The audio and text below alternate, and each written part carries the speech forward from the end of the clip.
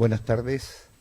Vamos a dar comienzo a la actividad prevista para esta tarde, la conferencia de Juan Carlos Andreo Tudela, que tiene como título Empleo de hogar transfronterizo, análisis y tendencias. Como sabéis, esta actividad se enmarca dentro de la que genéricamente llamamos Investigar Ceuta, que es una actividad que realizamos en colaboración el Instituto de Estudios Ceutíes y la Biblioteca Pública del Estado en Ceuta. En este caso concreto se trata de una actividad programada por la sección de Ciencias Sociales, que tenemos aquí a su decano presente, don José María Campos, y en primer lugar también pedir disculpas de la directora, se encuentra fuera de Ceuta, por eso no ha podido venir, y bueno, pues en su nombre pues te pido disculpas, pues no ha podido estar porque está fuera de la ciudad.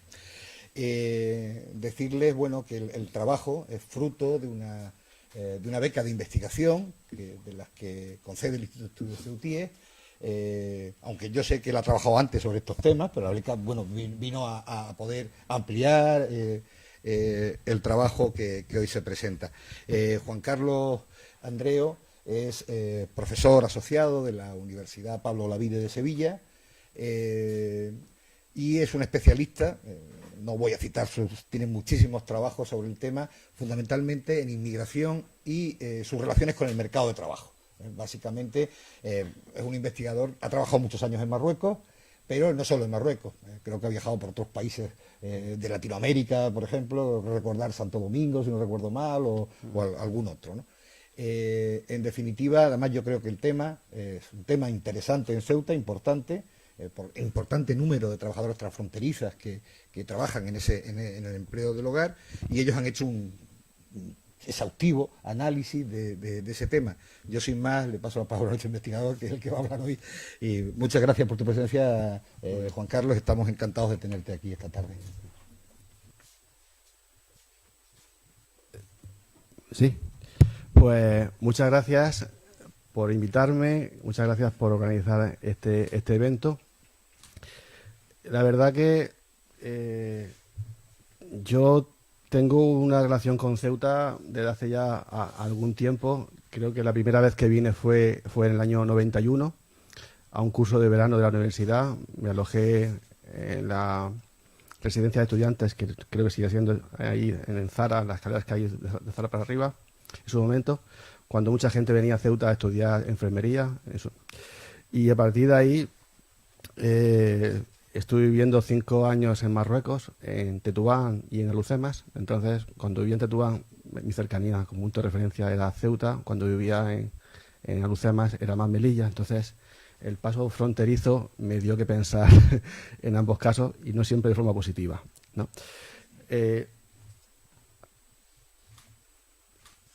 Justamente en el contexto de mi experiencia y de paso, cuando venía a Ceuta y también a Melilla, estaba haciendo mi doctorado, y uno de los módulos que hice era sobre antropología de las fronteras. Y fue un poquito el germen, el origen de toda esta reflexión con respecto a cómo funcionan las fronteras, qué elementos hay que tener en cuenta, el posicionamiento político, la cuestión socioeconómica, el ámbito cultural. Y a efectos prácticos, yo trabajo siempre en términos de sociología aplicada, algo que sirva para algo, ¿no? Hay teóricos, que está muy bien la reflexión, pero a mí me interesan las políticas públicas. ¿Qué cosas puede hacer un investigador o un equipo de investigación que dé pie a que el decisor público pueda tenerlo en cuenta y reflexione a eso? Por eso siempre digo que hay una diferencia entre una memoria de investigación y un informe de investigación, algo que tenga la capacidad de ser leído, sea legible, y que pueda dar pie a algún tipo de debate. De hecho, la última parte de mi exposición va a ir referida a eso, a algún tipo de propuestas que están en el informe de investigación de forma más detallada, y hay más que las que yo voy a comentar aquí, pero por tiempo me he limitado a algunas que he elegido. Bien, yo soy profesor asociado de la Universidad Pablo de Olavide y como comentaba hace nada, entre otras actividades, soy socio de una empresa en Marruecos que hace cosas de consultoría social y que me da pie pues a hacer evaluaciones de proyectos, asistencias técnicas en algunos países, ¿no? En República Dominicana, en Haití, en Guatemala. El 11 de junio me marcho para allá, 2 semanas. y que me da una perspectiva también muy interesante de otro tipo de experiencias en otros lugares, ¿no? Y reconforta bastante. En algunos casos, cuando ves condiciones de vida un poco difíciles, en el caso de Haití, por ejemplo, uno vuelve a España, abre el grifo y se sorprende que haya agua potable, que pueda beber. Ese tema de un poco de fractura mental, por decirlo de alguna manera, yo creo bastante ilustrativo. Bueno, a raíz de ese enfoque de estudiar un colectivo relacionado con el tema de fronteras, pues me surgió la idea de que estudiar las personas que pasan mercancía, las bracdías, era un poco complicado, pero interesante, pero un poco complicado. Y creía que era muy factible hacer una aportación en lo que era referido fundamentalmente al servicio doméstico, que a su vez estaba más invisibilizado, ¿no?, que siempre las imágenes que tenemos en mente muchas veces de las personas, de las mujeres que van con tanta carga a la espalda. Y fue un poco una reflexión para comenzar a hacer una propuesta en el año 2009, creo, al Instituto Teodoro Ceutíes. Fue una ayuda que se me concedió y que dio pie a hacer una investigación exclusivamente sobre las condiciones sociolaborales de ese tipo de mujeres. Y luego en el 2013 completamos la investigación aportando la perspectiva de las empleadoras, del tipo de relación que hay, en la trayectoria laboral de esas personas. Era un poco como dos caras de la misma moneda, en ese sentido. El estudio, la primera parte fue publicado por el Instituto de Ceutíes y el segundo fue publicado por una editorial de Sevilla con el respaldo, porque era la titularidad de la propiedad intelectual del instituto, y ahora estamos pendientes de una actualización a fecha de 2017 de todo eso, que creo que puede ser interesante y que se prevé que este año también pueda dar a luz. ¿Qué vamos a tratar acá? Básicamente son como cuatro puntos que vamos a intentar presentarnos de la manera más didáctica y amena posible, en la medida de lo posible, claro. Y luego, pues, unas pequeñas reflexiones que no están recogidas como un punto concreto, pero creo que puede dar pie a una cierta reflexión más global, como diría la gente de la universidad, más holística, que cubra más cosas. Pero creo que también puede ser interesante. De ahí que el debate que espero que pueda surgir entre nosotros, las críticas también, por supuesto, y las observaciones también, en otro sentido. Las reflexiones sobre el servicio doméstico y también el tema de los cuidados, yo creo que es una cuestión esencial en las sociedades contemporáneas.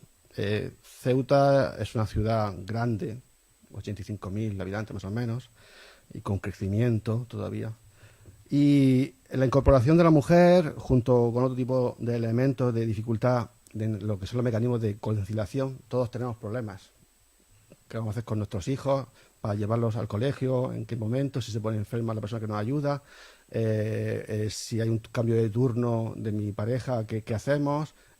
Dificultades y los mecanismos que se han presentado por parte de las políticas públicas han sido todavía deficitarios. Hay que hacer un reajuste que todavía no se ha cubierto. Y parte de ese hueco, hay que ser claro en este sentido, lo cubren pues todas las personas que efectivamente nos ayudan a nuestra vida cotidiana. Bien en el ámbito de hogar, bien en el ámbito de cuidados, que solamente son como dos cuestiones como un poco diferenciadas, ¿no? ¿Qué ha pasado en España, sobre todo a partir de los años 80 y principios de los 90? Pues que se ha ido normalizando, se ha ido viendo como más habitual, más frecuente, ha sido un hábito, en cierta medida, que muchas familias incorporaron a una persona que la ayudara. Generalmente, siempre en primera instancia, se ha visto enfocado al trabajo de hogar, fundamentalmente, ¿no? Ha sido un proceso que se ha extendido independientemente de las capas, de los niveles de ingresos de las familias. Se ha ido, digamos, democratizando ese tipo de ayuda, fundamentalmente por la necesidad que ha ido surgiendo. También ha cobrado un especial protagonismo las mujeres extranjeras. En la península, extranjeras, y en Ceuta, transfronterizas. En cualquier caso, siempre extranjeras, que han copado gran parte de las necesidades que los hogares y familias españolas pues, han ido necesitando.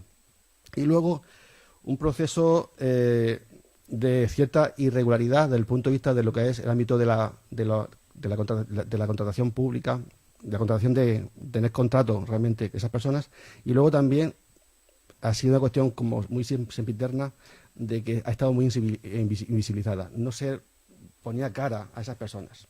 En la frontera, como comentaba antes, es muy visual ver las personas que pasan con mercancía, pero una persona que pase intentando llegar a tiempo para que la familia pueda hacer realmente su vida diaria, pues no sabe exactamente qué hace cuando pasa, ¿no? O a qué viene. Y muchas veces también ese tipo de trabajos, yo siempre digo a mis alumnos en la universidad que hay diferencia entre trabajo y empleo, ¿no? Y se quedan un poquito así, son de segundo de carrera, se quedan un poquito así parados. Un empleo y un trabajo remunerado, ¿no? Muchas de las cargas familiares que todavía de forma mayoritaria desempeñan las mujeres en casa es un trabajo. Yo creo que nadie puede dudar de eso. Lo que pasa es que no está remunerado, ¿no? En este caso sí está remunerado, pero ¿con qué condiciones? Es un poquito el cambio que se pone. En el año 2011 se aprobó una nueva normativa que ha marcado un antes y un después en lo que ha sido el servicio doméstico en España. Antes de 2011 había un régimen especial de empleadas de hogar y a partir de 2012 ese régimen desaparece y se integra como un sistema especial dentro del régimen general. ¿De acuerdo? Y por parte del Estado se pusieron las bases para que se regularizara la situación de esas personas. Y si no era así, había multas manifiestas. Fue una sensibilización indirecta, por decirlo de alguna manera, pero dio como resultado que a nivel estadístico saliera a la luz emergiera gran parte de ese empleo sumergido, por decirlo de alguna manera directa, ¿no? Nosotros, el enfoque del proyecto fue sobre todo de carácter cualitativo, no más, porque la escala del proyecto es pequeño, por decirlo de alguna manera, los recursos son muy limitados, damos las gracias al instituto, pero es poco lo que se puede hacer. Entonces, siempre hay que ajustar los recursos a los resultados que uno puede aportar. Y en ese sentido, el enfoque fue quali y no fue quanti. No intentamos medir cuánta gente pasa por la frontera, sino cuál es la realidad de las personas que pasan y que trabajan, ¿no? Entonces, entrevistamos a las mujeres empleadoras, fundamentalmente son mujeres, o hombres, pero generalmente son mujeres, a las empleadas de hogar, a la representante de Oficina Única de Extranjeros. También hicimos, aquí en Ceuta en ese momento, 2013-2014, no había muchas empresas de servicios que hicieran trabajo directamente como empleada de hogar, sí de limpieza de oficinas, pero no. Y entonces hicimos un pequeño estudio de casos en Sevilla para darnos idea de qué podemos hacer propuestas a efectos del ámbito más geográfico limitado de Ceuta. Y luego hicimos un taller participativo con diferentes agentes sociales de aquí de la ciudad autónoma, para dar una idea de cómo empezamos a trabajar. Las fuentes que utilizamos a nivel estadístico pues son la del Padrón, la del Ministerio del Interior, sobre todo para el tema de extranjeros, y luego afiliaciones de la Seguridad Social del Ministerio de Seguridad Social.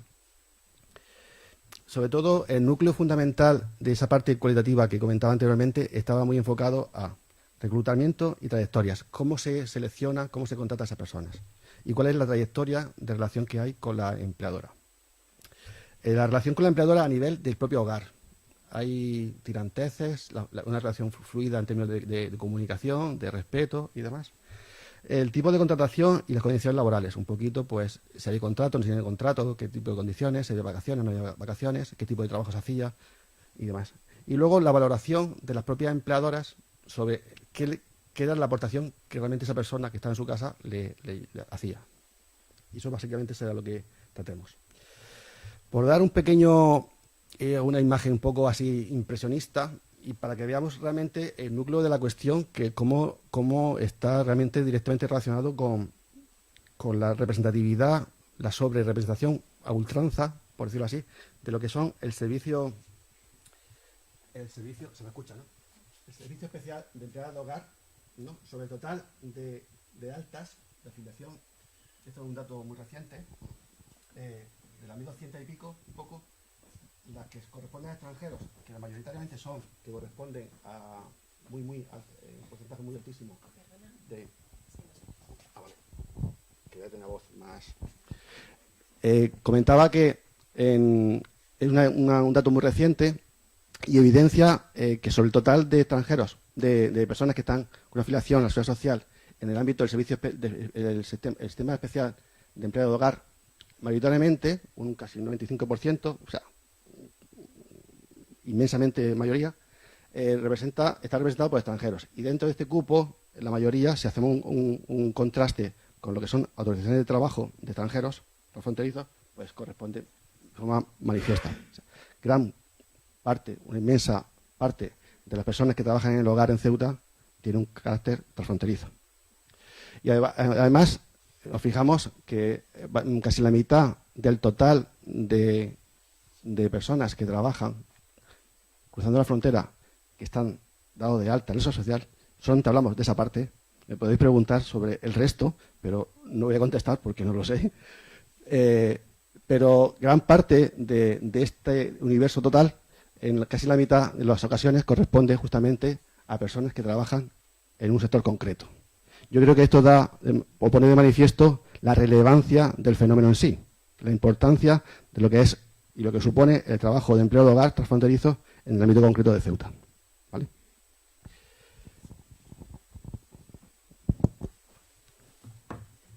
Sí. Luego, como comentaba anteriormente, la diferencia entre 2011 y 2012 es un crecimiento abrupto, ¿no? Se evidencia claramente que se produce un aumento bastante relevante en lo que son las renovaciones de las tarjetas de residencia, de las autorizaciones de trabajo transfronterizas, que podemos hablar un poquito del tema, porque a nivel normativo supone para todo el mundo, como se suele decir en Andalucía, algo muy pejiguero, algo muy molesto. Las renovaciones hay que flexibilizar la posibilidad de que sean plurianuales, que el ejercicio burocrático que haya que hacer para eso sea mucho más flexible y ligero, porque a nadie le favorece esa burocracia en sentido claro. Entonces, lo que quiero decir con esto es que en 2012 se produce este crecimiento en función o como resultado del cambio normativo, pero lo interesante de todo esto es que a partir de ese año se mantiene el número total de personas afiliadas. Es cierto que se produce un cambio en algunos casos de que la contratación a tiempo completo cae por horas, porque se puede contratar por 40 horas, 30 horas, 20 horas, pero el puesto se mantiene. Quizás lo que se produce es un cambio en el total de horas trabajadas, ¿no? Sobre todo por el incremento que ha supuesto el pago de la parte empresarial por la contratación de una persona. A pesar de ello, no sé si se conoce, generalmente hay un 20% de bonificación por la contratación de esas personas, que es una disposición adicional de la ley que estaba prevista para el año 2013-2014, pero luego se ha ido prorrogando en el tiempo, salvo 4 o 5 meses el año pasado, pero eso se ha ido manteniendo en el tiempo. Entonces, una de las propuestas justamente es que no se mantenga en el tiempo como algo excepcional, sino que realmente se considere como algo estructural y, por tanto, esa bonificación se interiorice por parte del Estado para favorecer realmente el mantenimiento de esos puestos de trabajo e incentivar, a su vez, que haya más gente que todavía no está contratada y que el empleador o la empleadora dé el paso porque ve que no paga tanto como debería en un momento dado, ¿no? Y luego, a partir de ahí, pues creo que la corriente o la tendencia entre el total de renovaciones y en el caso concreto del servicio doméstico, pues anda paralela. Yo creo que es un proceso que manifiesta, digamos, el carácter estructural de la presencia de trabajadores transfronterizos en Ceuta, bien sea a nivel general o bien sea en el sector concreto del servicio doméstico. Forman parte de lo que es el tejido, digamos, de los mercados de trabajo a nivel local.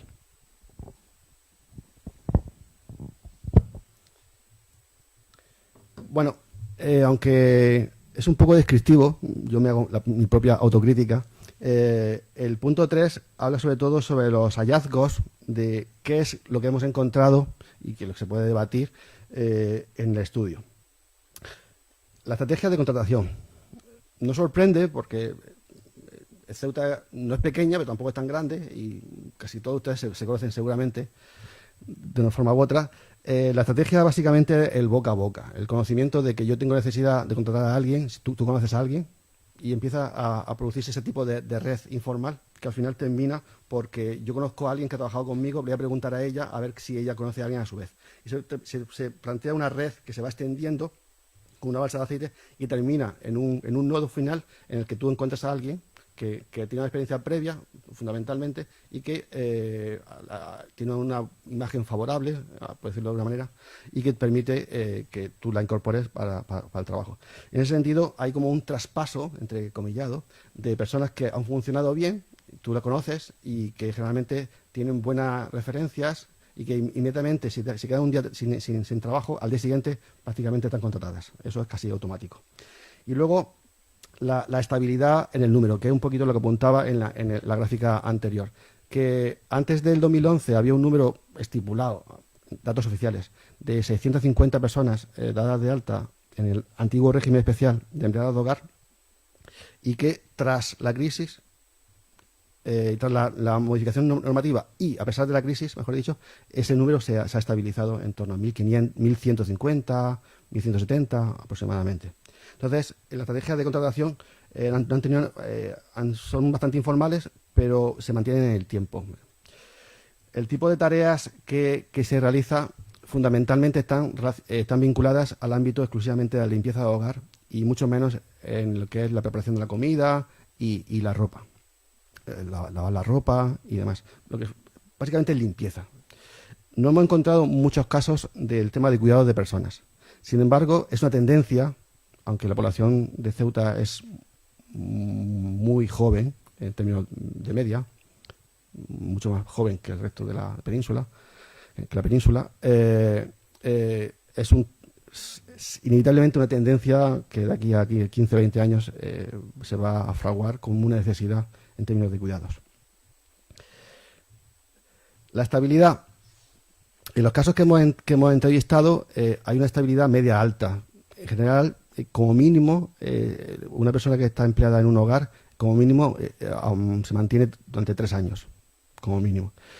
Y luego hemos visto que hay una particularidad, sobre todo en las personas que son un poquito más mayores, que quizá han empezado esa relación con esa persona con anterioridad, que como mínimo se duplica. Hay una relación ya muy fraguada en el tiempo, muy consolidada, de una relación muy longeva. Sin embargo, esto es una cuestión que también hay que poner de manifiesto, hasta esta estabilidad en cuanto a la duración de esa relación no se manifestaba hasta el año 2012 en una relación contractual. O dicho de otro modo, se mantenía una relación, pero no había un contrato de por medio, hasta 2012. Una de las cuestiones que también nos interesaba era qué tipo de relación hay dentro del hogar. Y entonces hay que preguntar a dos partes, triangularizar un poco la información y ver en qué medida pues, la opinión de una parte se conjuga con la de la otra. Y yo creo que es positivo ese hallazgo de decir que por las dos partes se consideran que hay una relación que va más allá de lo profesional. Hay una relación de convivencia y creo que es algo que hay que tener en cuenta como una consecuencia positiva de ese tipo de relación que hay entre dos partes. Una parte tiene más poder que la otra, pero hay una relación fluida y buena en general. No hay muchas críticas en ese sentido de que haya mala relación o comportamientos un poco violentos o conflictivos y demás. Lo que también es cierto, y esto es algo que no podría contrastarse mucho con los datos de la investigación, pero se intuye, conforme uno va leyendo las entrevistas y demás, es que hay poco sentido identitario de las trabajadoras del ámbito doméstico como trabajadoras. No se sienten trabajadoras. Ejercen un trabajo, tienen un empleo, pero no tienen un sentido identitario de yo hago esto y soy esto, ¿no? Y menos de juntarse con más gente para decir nosotras somos esto. Y eso creo que es un déficit que está ahí. De hecho, para hacer el trabajo de campo tuvimos bastantes complicaciones. La diferencia horaria con Marruecos. Estar aquí a las 8 de la mañana, generalmente cuando empiezan a trabajar. el paso de la frontera, que nunca te asegura cosas de ser puntual, aunque ellas son bastante puntuales, y así lo recalcan las propias empleadoras. Entonces, echamos mano de dos colegas, amigas, que viven en Tetuán, son bilingües. Los colegios españoles en Tetuán han hecho mucho bien a efectos de relaciones con Ceuta y de capital social. Y venían a Ceuta, intentaban identificar de forma aleatoria a esas personas. Como están siempre ocupadas en el desplazamiento o en casa, lo primero que hacen es, cuando terminan, coger un taxi o el autobús, y luego el taxi, que es para la gente que cotidianamente va a la frontera porque pagan menos por los que están al fondo del todo. Los más viejos, los colores es que tienen color más azul clarito, más al fondo del todo. Y entonces la estrategia que tuvimos, que adoptamos, fue captarlas en la frontera, que tienen que esperar a pasar, que era obligatorio, intentar hablar con ellas hasta que se desplazaban hacia Ceuta, y bien quedar con ellas en el trayecto de vuelta, en el taxi, o en alguna entrevista se hicieron incluso en su casa en Castillejo o en Tetuán. Y en ese sentido, las entrevistadoras me decían que no se sentían como muy trabajadoras, muy como figura de trabajadora, sino casi lo que tienen que hacer, pero no tienen una relación social más allá con otra gente en la propia ciudad. Es decir, que no se construye un espacio intercultural. Su presencia aquí es como muy de hacer cosas, hacerlas y marcharse, ¿no? Muy utilitarista. Yo creo que es una cuestión que hay que tener presente, porque son gente que aporta cosas y que a lo mejor en un momento dado pues también puede devolver lo que recibe, por ejemplo, en términos de potencialidad de hacer algún tipo de negocio. Son mujeres emprendedoras, son gente que son mujeres que van, como yo digo, que suben las escaleras de dos en dos, ¿no? Los escalones son gente que tiene iniciativa. Entonces yo creo que esa pequeña construcción del espacio intercultural es un déficit que todavía hay, difícil de resolver, eso sí, porque lógicamente ellas se atienden en su familia en primera instancia, y luego el trabajo que tienen que hacer acá. En el ámbito intercultural, lo que comentaba es que hay un respeto y también reconocimiento de la diferencia cultural. Esto es sobre todo una opinión de las empleadas y de las empleadoras. Y así se reconoce, una cuestión positiva en ese sentido, es decir, una cuestión religiosa de por medio, de culturas, de tipo de enfoque, pero generalmente aquí en Ceuta todo el mundo ya conoce muchos valores, comparte muchos valores, y hay un laboratorio muy interesante para estudiar. Entonces ya se ha fraguado una relación de conocimientos, que ya se sabe muchas cosas del otro y viceversa. Entonces hay un espacio que se va creando, y por ese sentido no me he encontrado ningún tipo de dificultad ni de impedimento para que haya una relación en ese sentido, ¿no? Y luego, el tema del idioma, a pesar del tiempo, una persona puede aprender mucho por la televisión, por la relación directa con otra persona, pero si no se ha fraguado una base y se ha ampliado el léxico, el tipo de comunicación final se reduce. Hay un impedimento de la comunicación, y que hemos visto gente que está 5 o 6 años y que, en función de los criterios que hemos dicho de conocimiento, de qué tipo de vocabulario se utiliza y demás, algún intento incluso de hacer la entrevista en castellano, en español, las entrevistadoras se veían con dificultad y directamente se pasaban al árabe. Eso yo creo que evidencia todavía que lo mínimo sí que existe, pero una comunicación fluida es ir más allá de una relación puramente de decir qué es lo que tengo que hacer, y si lo hago bien o lo hago mal, y si tengo que hacer algo, pues cómo puedo desenvolverme, ¿no? Esto es una cuestión que ustedes quizás sepan más que yo, la última, del tema de las preferencias.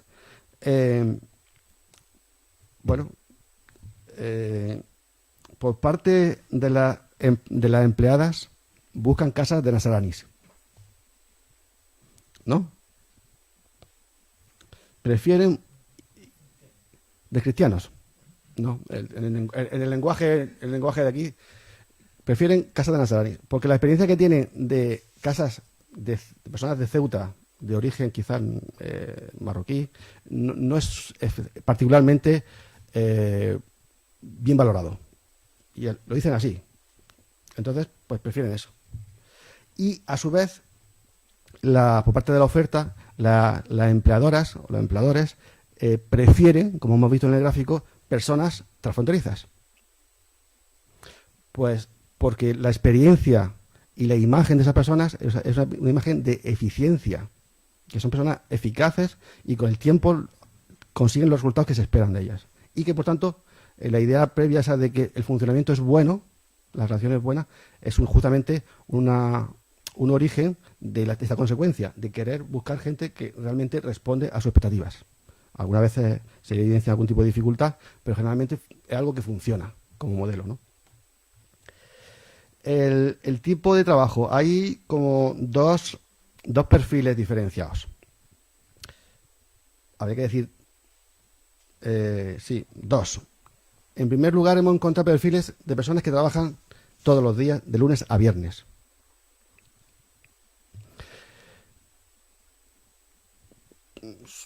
Se entiende que son para familias, para hogares en los que realmente es necesaria su presencia, sobre todo en las que hay pequeñas aportaciones de cuidado de pequeños, de niños, en un momento dado. Y luego hay otro perfil de personas que generalmente cobran como 20 euros al día, más el gasto de autobús, que también se lo pagan, que vienen 2 veces a la semana a razón de 4 horas, generalmente de 10 a 2, más o menos por la mañana. Suele ser más bien por la mañana y no por la tarde, que es para cuestiones puntuales de limpieza, bien, ¿no? de limpiar bien, ¿no? En un momento dado, ¿no? Y esos son los dos perfiles. Ustedes pueden pensar cuánto es el coste o el pago por ese tipo de servicios. Lo que hemos encontrado es esos 20 euros por las 4 horas diarias, más el tema del autobús. Y la media ronda entre 300 y 400 euros por lo que es el otro tipo de servicio.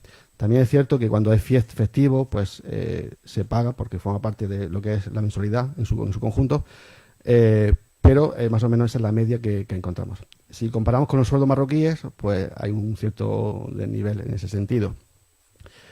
Aunque en Marruecos también el coste de la vida ha aumentado mucho en estos últimos años, ¿eh?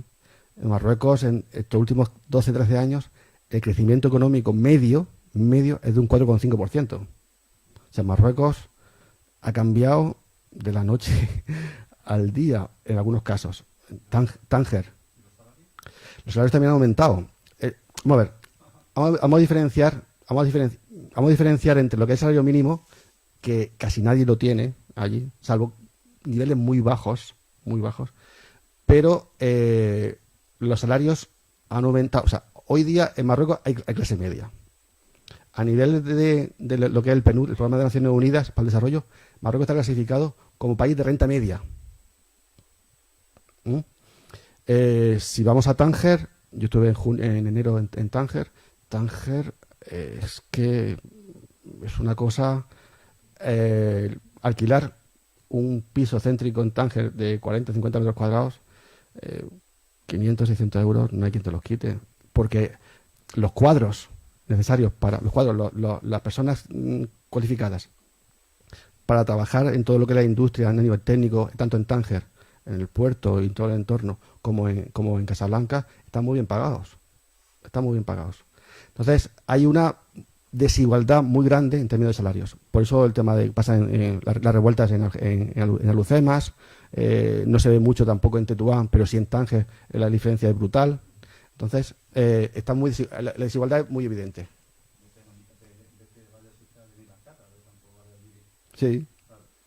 Sí, Benimacada antes era un barrio alejado de Tánger, ahora es un barrio cerca de Tánger. Sí, bajo, sí, pero repito, hay clase media, que antes no había.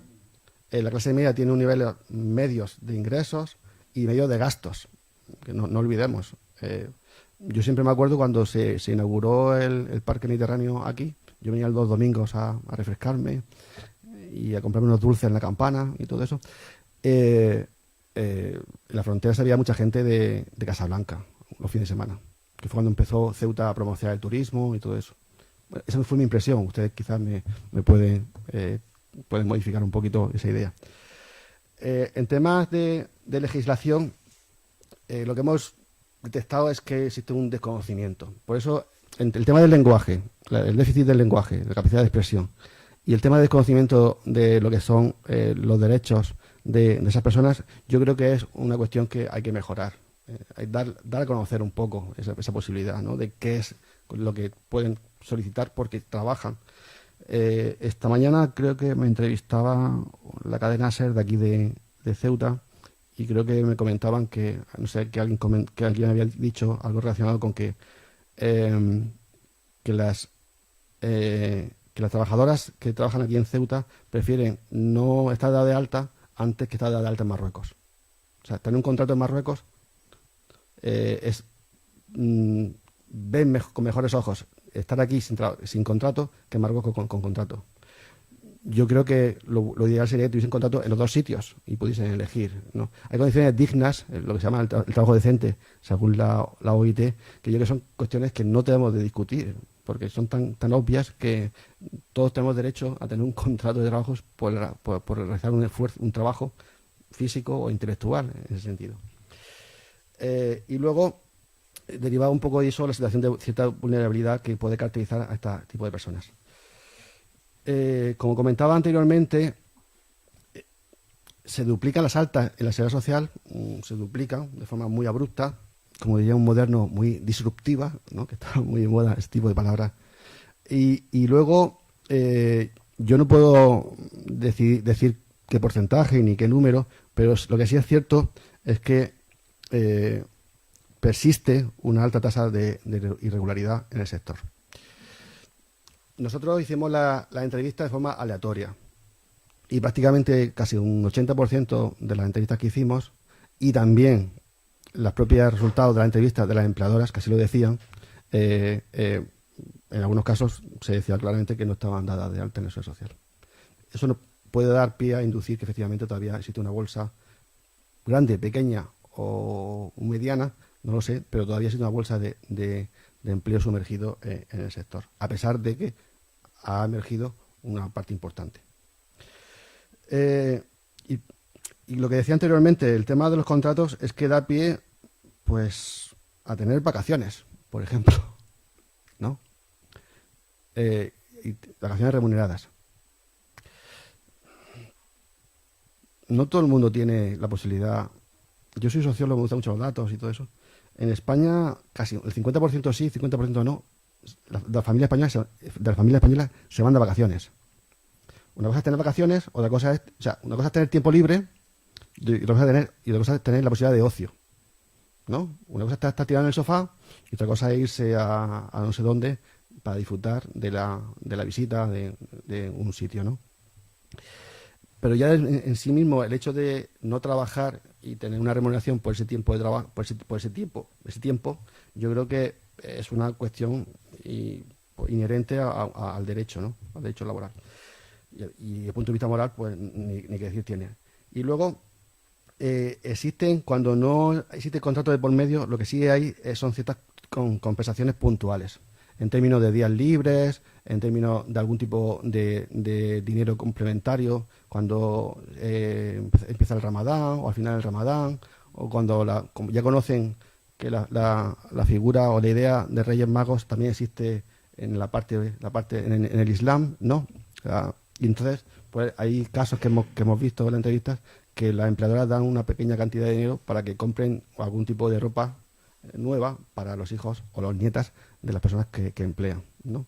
En Marruecos, sobre todo, los niños todavía tienen ilusión por recibir ropa nueva cuando los que son los reyes suyos, ¿no? Nosotros creo que hemos perdido un poquito de eso. Los niños piensan más en la Xbox y esas cosas, pero allí sí. Y luego, algunos tipos de propuestas. A mí me gusta mucho lo que es la sociología prospectiva, ¿no? De pensar qué puede pasar en el futuro, juntar a la gente que es experta en la materia, preguntarle, debatir con ellos y ver hacia dónde van las cosas, ¿no?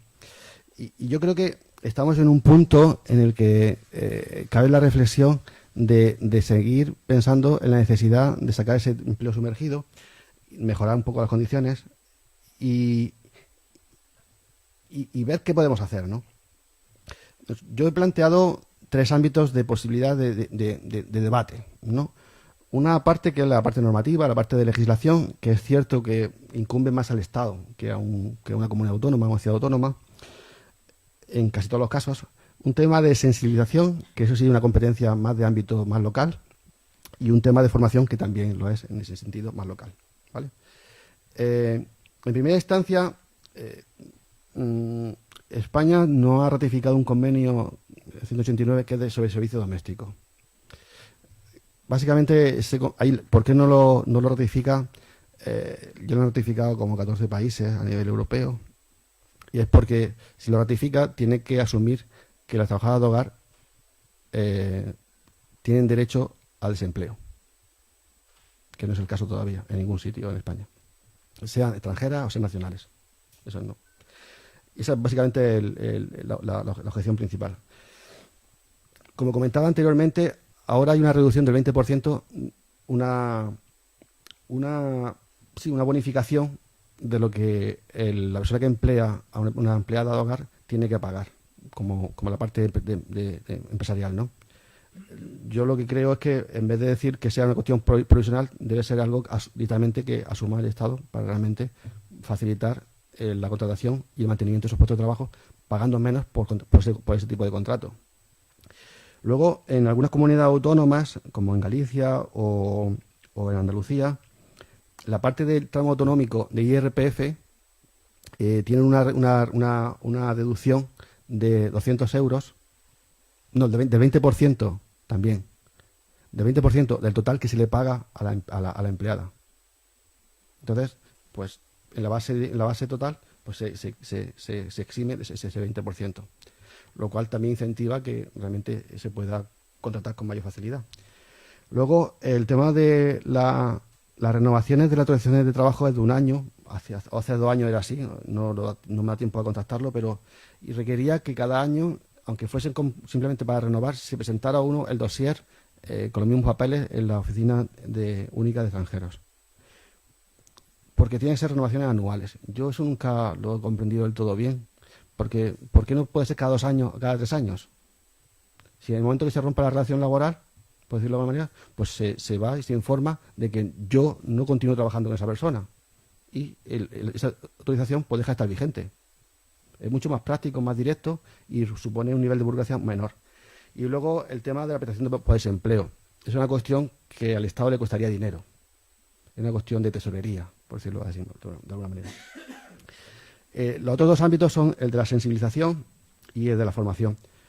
Yo creo que puede dar pie, en el contexto de Ceuta, a que vaya un encuentro entre empleadas y empleadoras para hablar entre sí, un poco mostrar las experiencias que tienen, la perspectiva, las imágenes que tienen por cada lado, y crear un poquito un espacio común de una vez al año, algo así, de conocerse un poquito más, ¿no? Hacer una especie de convivencia. No solamente porque la relación, como comentaba anteriormente, es de la empleada con la empleadora, pero no hay un contexto que facilite un poquito la relación con otros tipos de personas. Yo creo que eso puede ser interesante, porque al final incluso habrá bolsas de empleo que en un momento dado puedan ser resultado de ese tipo de encuentro, ¿no? Poner en evidencia lo positivo de esa relación que comentaba anteriormente existe en Ceuta en términos de relación. Pues algún tipo de material didáctico o un vídeo en el que se evidencie justamente lo bueno de tener ese tipo de relación fluida y de lo útil que puede ser tener esa persona contratada y el beneficio que supone a efectos del día a día de una familia. Simplemente eso. Y luego una pequeña guía bilingüe con datos básicos sobre los derechos que tienen las empleadas. Y también con contenido para facilitar la contratación por parte de las empleadoras. Bilingüe. Yo sé que el árabe, pues, árabe clásico no es el árabe dialectal, en fin, pero hay un cierto de dificultades. Pero bueno, ya de hecho en sí el intento, yo creo que en sí mismo merece la pena. Y luego, el tema de cuidados, como comentaba anteriormente, es un tema que cada vez va más. Eso no tiene vuelta de hoja, ¿no? Además España, no Ceuta ni Melilla, pero sí el resto de España, es uno de los 5 países con mayor tasa de de personas con mayores de 65 años. Vivimos mucho, los españoles, somos el tercer país que en esperanza de vida, y eso tiene una serie de consecuencias, que no nos gusta morirnos, ¿no? No sé si ustedes saben que a Woody Allen le preguntaban, ¿usted qué opina de la muerte? Pone, no estoy de acuerdo, ¿no? Los españoles no estamos de acuerdo con morirnos y duramos mucho, pero eso también tiene como repercusión que en una parte de la vida, de la última parte del trayecto de nuestra vida, vamos a requerir la necesidad de cuidados. Y en ese sentido hay que ver cuáles van a ser las necesidades, por ejemplo, de un entorno como puede ser Ceuta, en ese sentido. ¿Cuáles van a ser las necesidades de cuidados y quién va a poder ofrecer ese tipo de servicios, ¿no? Y luego, una formación en materia de normativa. Yo creo que muchas veces algunas personas que aprenden español, por ejemplo, se puede incluir un pequeño módulo, un par de horas o 3, para explicar un poquito cuáles son, pues, lo que hay que hacer para qué es la seguridad social, qué es lo que está aquí al lado, ¿no? Cuáles son los recursos que hay y también cuáles son las condiciones que normalmente están en convenio, si trabajan en un sector concreto, o cuáles son las características más habituales de la contratación de servicio doméstico. Esto es los hallazgos, ¿no? La reflexión última, así, era que Ceuta es en Andalucía, salvo las capitales de provincia y Jerez, y algunas alrededor de Sevilla, Alcalá o Dos Hermanas, más de 80.000 habitantes, 9, 10 ciudades, 11 quizás, en toda Andalucía. Yo creo que aproximadamente Ceuta tiene 85.000 más o menos, y en el 2030 casi va a superar la barrera de los 90.000. Es un dato ya de ciudad. La ciudad no es una gran ciudad, que son cuando superan 400.000 habitantes, pero es una ciudad ya con un empaque suficiente como para decir que el crecimiento demográfico corresponde en un 11% a personas en la pirámide de población con respecto a la media española, que es un 18%. Ceuta solamente tiene un 11%, una población muy joven. Pero es que los tramos de edad de 45 a 65 también son gente que se van a incorporar pronto a la jubilación. Entonces va a haber un proceso abrupto de incorporación de personas jubiladas, al mismo tiempo que por la base va a haber y hay todavía una entrada importante de población. La tendencia es esa, al aumento en Ceuta y a superar esa barrera de los 90.000. ¿Qué conclusiones podemos tener de ese tipo de datos? Pues justamente que, a pesar incluso de la tasa de desempleo real o no real, que también yo creo que eso ustedes sabrán más que yo sobre eso, el servicio de hogar, tanto como servicio, y también el servicio de cuidado, tanto que servicio, van a ser dos cuestiones que van a estar vigentes y van a ser servicios necesarios para el día a día de nuestra forma cotidiana de afrontar nuestra vida. Y con esto, pues agradecerle la atención y estar abierto a cualquier tipo de pregunta que sugiera. Muchas gracias.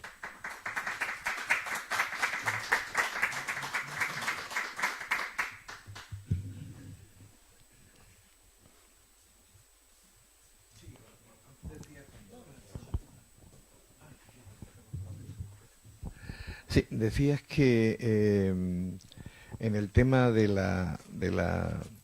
Mira, se me acaba de ir.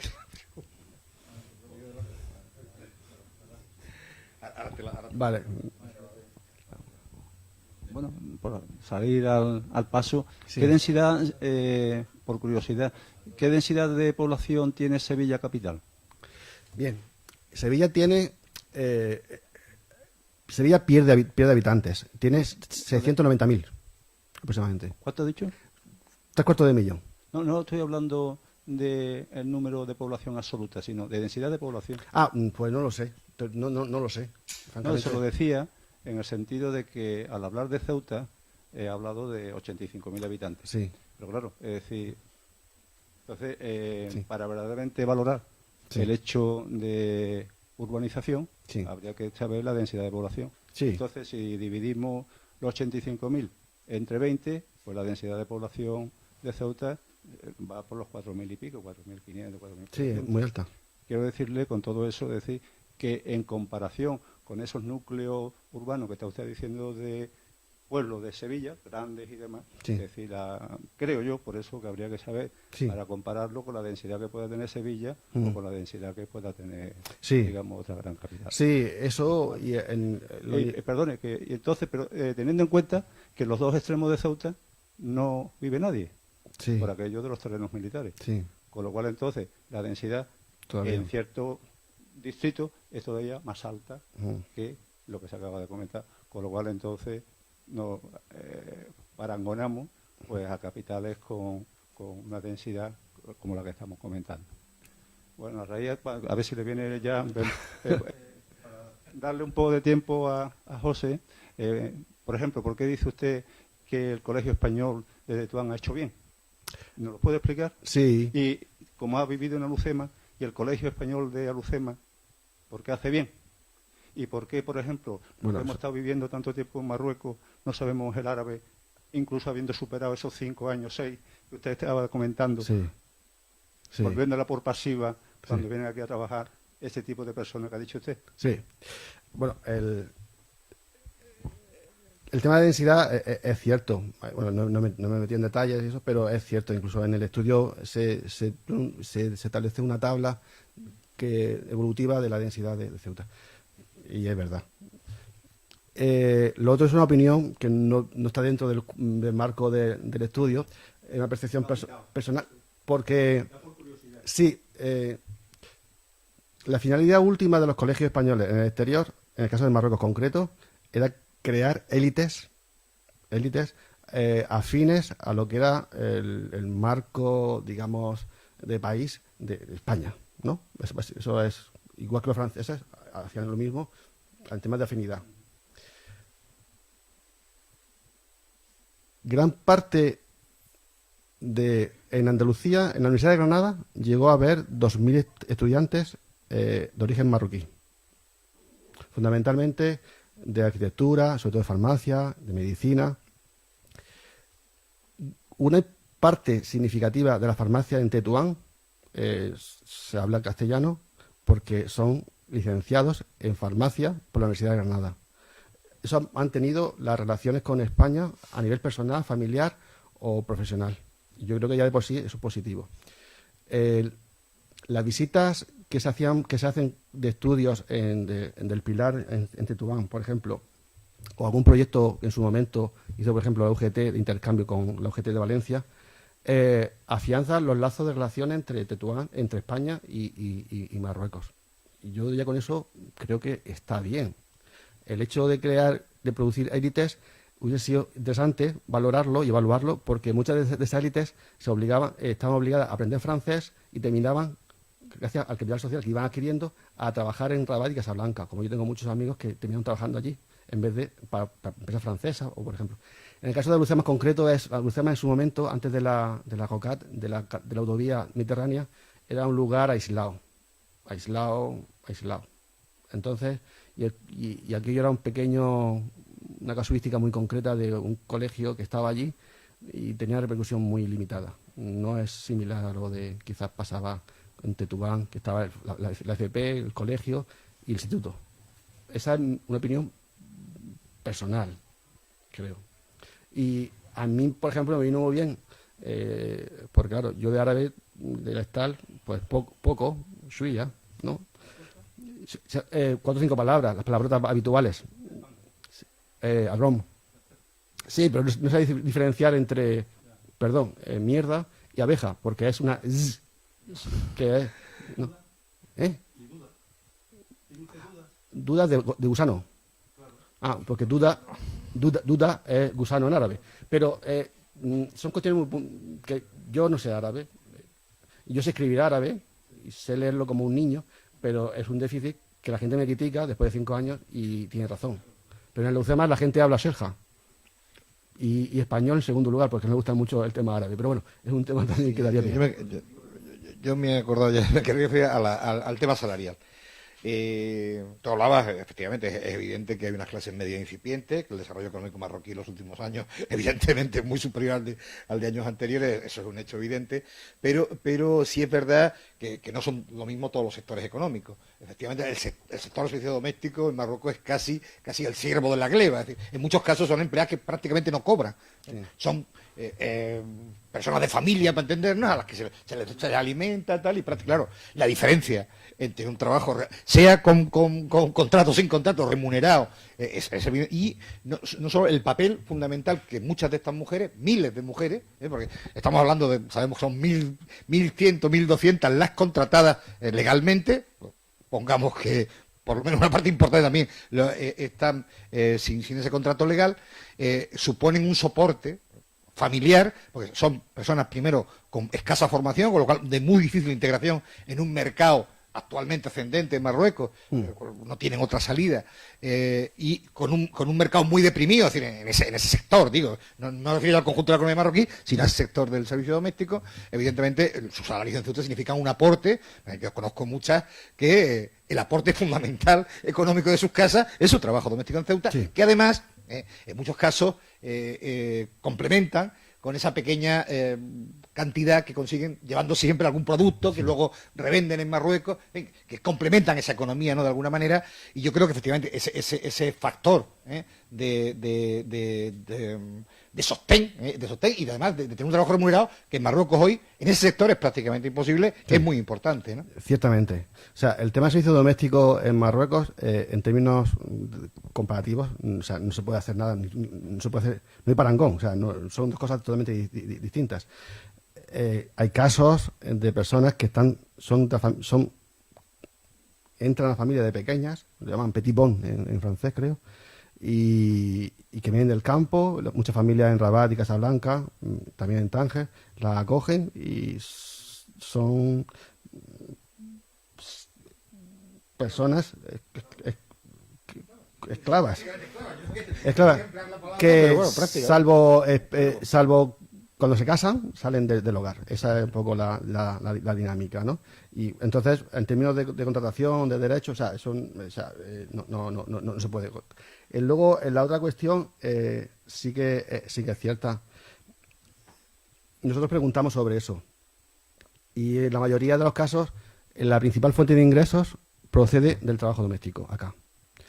Y le posicionan a las mujeres en un cierto puesto de poder dentro de la familia, y aparte de eso, lo que comentaba anteriormente, de que intentan, si ellas pudiesen dejar trabajar aquí o que se quedaran en paro o lo que sea, tienen la idea de hacer algún tipo de negocio allí, aprovechando los conocimientos de aquí, los contactos y todo eso. Por eso decía anteriormente que tiene un carácter emprendedor, y algo que es plausible hacer si tuviesen un poco de recursos en ese sentido, ¿no? Y yo creo que hay ponerlo en su contexto, es decir, efectivamente la aportación que consiguen de aquí es muy significativa, sobre todo porque el nivel de competencias que tienen a nivel es muy bajo, y lo único que pueden hacer esa mano de obra es ese tipo de trabajo. Sí, es cierto.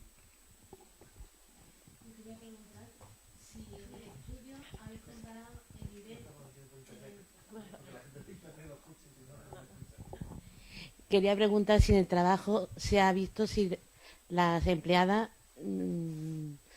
los estudios que tiene, o si simplemente si tiene alfabetización.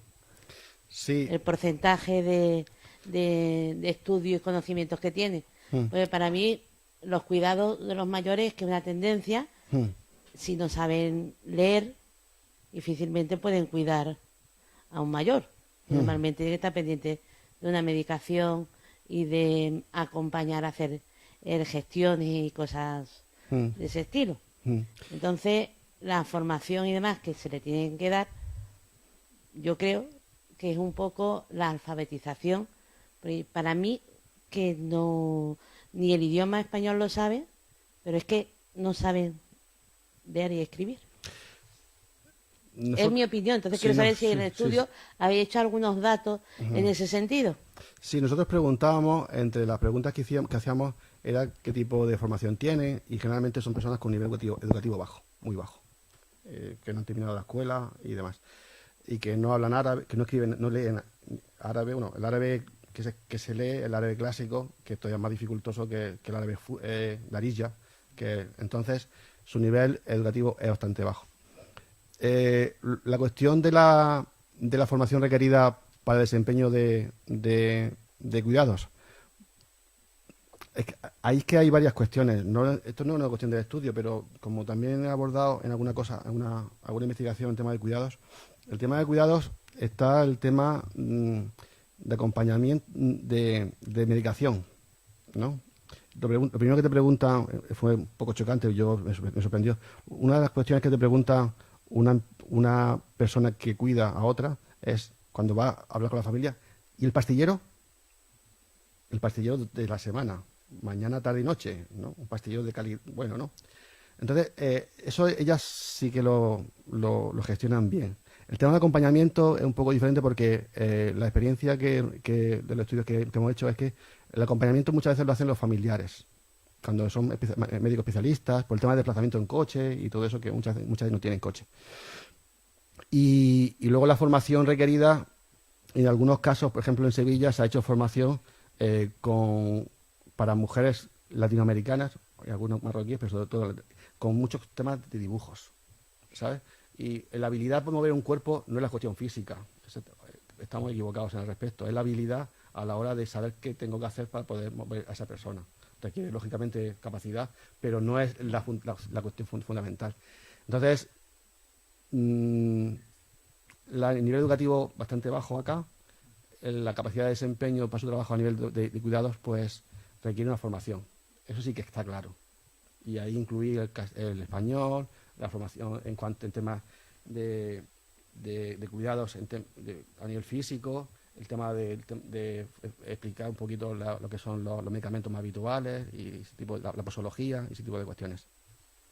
Pero es un tema que va más, eso no cabe duda. Sí, gracias. Las razones aducidas o aportadas por las empleadas para preferir familias de origen o religioso cristiano a las musulmanas, ¿ya se decían alguna razón? No he comprendido bien, perdona. Sí. Antes usted ha dicho que las empleadas preferían familias de origen cristiano, sí, a las musulmanas. Y pregunto si su cultura está más cercana, ¿no?, a las... De origen marroquí. Musulmanas no ha dicho. De origen marroquí. Es otra cosa que habría que explorar. Pero mi pregunta no es esa, Álvaro. Mi pregunta es que ¿por qué prefieren familias de origen cristiano a familias de origen musulmán? Lo que ellas argumentan, también un poquito un hilo muy fino, porque tampoco así no fue una cuestión, que muchas veces en las entrevistas surgen cosas que no estaban previstas en el cuestionario, ¿no? Es porque la experiencia que han tenido, o que se rumorea entre ellas, no ha sido muy positiva. Pero no, aportar más cosas, más razones no lo sé. De acuerdo, gracias. Pero bueno, es un poco algo que se deja caer un poco ahí para trasladar la voz de qué opinan ellas, ¿no?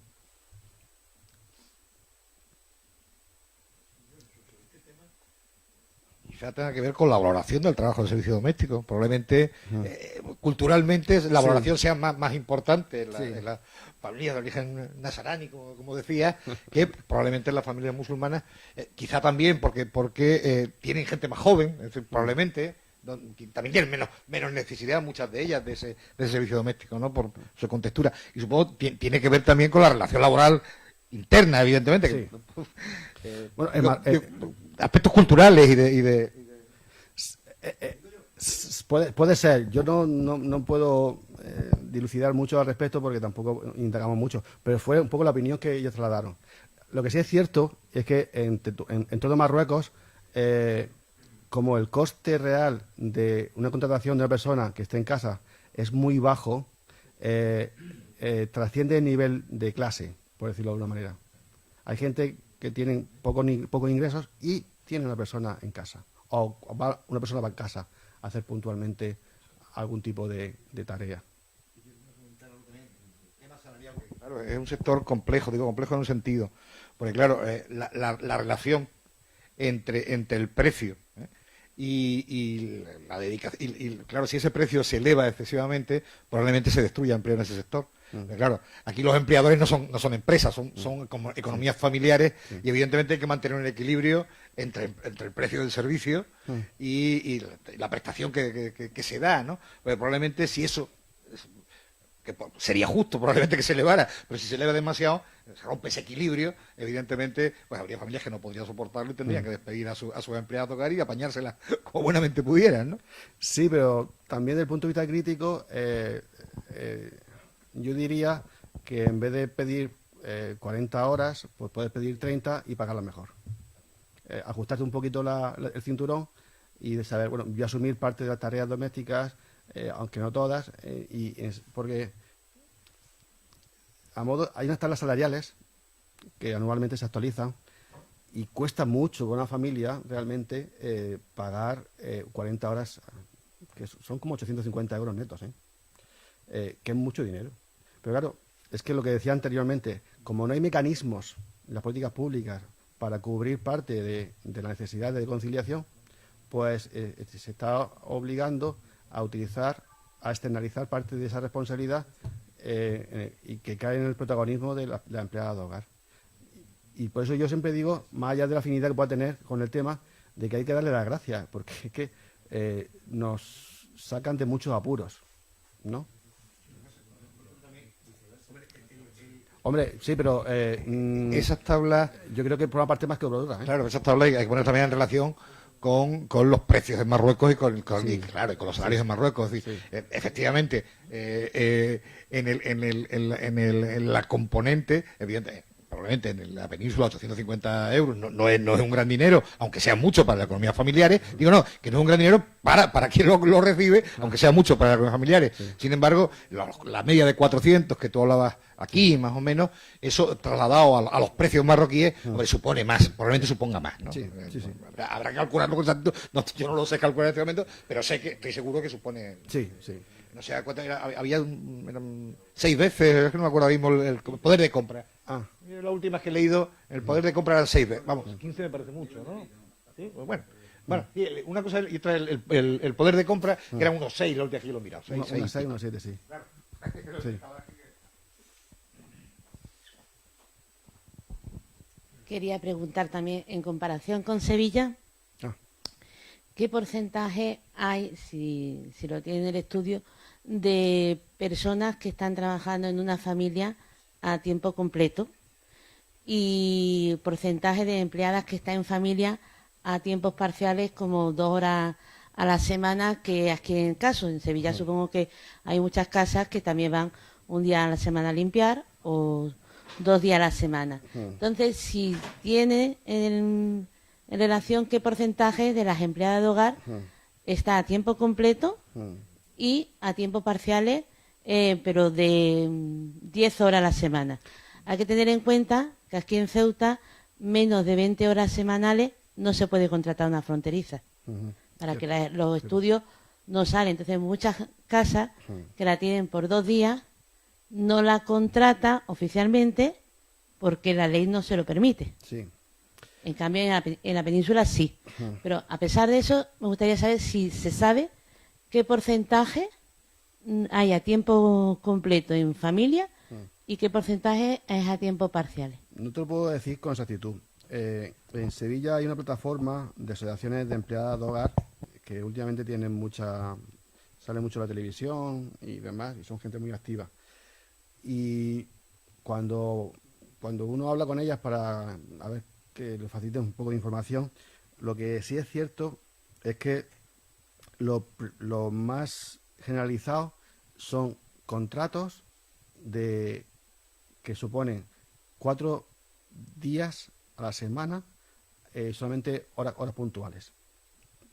Quiero decir con ello, no sé la hora exacta, pero lo que sí sé es que las familias piden no solamente el empleo de hogar clásico, de limpieza, sino que lo que piden es una mezcla, algo mixto entre llevar al niño, por decirlo de alguna manera, al colegio, volver a casa, hacer los quehaceres y ir a recoger al niño. Y entonces eso suma como 4 o 5 horas diarias, que suman como 20. Y eso suele ser lo más habitual con el perfil complementario de empleada de hogar clásica, solamente de limpieza. Pero la mayoría de las mujeres que van a limpiar la casa lo hacen por un día a la semana y por hora. Entonces, lo que suele ser habitual, es que haya la suma de horas sea procedente de diferentes personas empleadoras. Es decir, yo trabajo... Sí. Sí. ¿No? Entonces, cada día pues trabaja en una familia la empleada de hogar, La que solamente hace limpieza. la que solamente hace limpieza, pero O eso comida. en Sevilla es fácil contratarlo. Sí. ¿Están contratadas en gran número o sigue siendo también trabajo de economía sumergida? Lo segundo. Igual que en Ceuta. Sí. Sí, sí. Y aquí tenemos que no lo podemos hacer, a no ser que se pongan de acuerdo 5 casas que están trabajando Uy, es complicado. y lo contrate. Sí, es muy complicado. Pero entonces el problema de la fronteriza no es igual de grave que el problema de las empleadas de hogar en Pero- el resto de la península. Pero el tema normativo es un poquito el que plantea la solución. Es decir, si tú flexibilizas la norma para que se reduzca el número total de horas de trabajo para poder tener una autorización de trabajo, pues sería más fácil de cumplir la ley, en ese sentido, ¿no? Si en vez de un año lo plantea a 2 años, es más fácil todavía que la gente tenga menos dificultad y se lo piense menos. Pues es facilitar. Las leyes están para regular algo y facilitar a la ciudadanía pues el desempeño de su bienestar. Pues ese tipo de cuestiones hay que ponerlas sobre la mesa, ciertamente.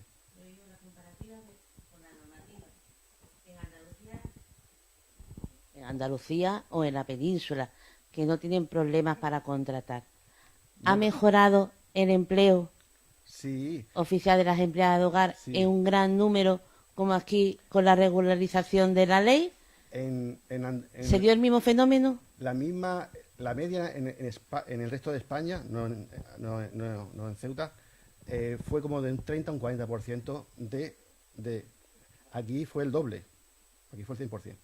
Esa fue una diferencia sustancial que pone a Ceuta como ejemplo de algo que se puede hacer y por inducido o voluntario, pero que se ha hecho y que ha resultado por algo positivo en ese sentido. En el resto, en la península, ha sido un 30 o 40%. Y en otras comunidades más, en otras comunidades menos, pero la media es esa. Hay una pregunta por acá, ¿no? No. Ah, sí. Pues muchas gracias, ¿eh?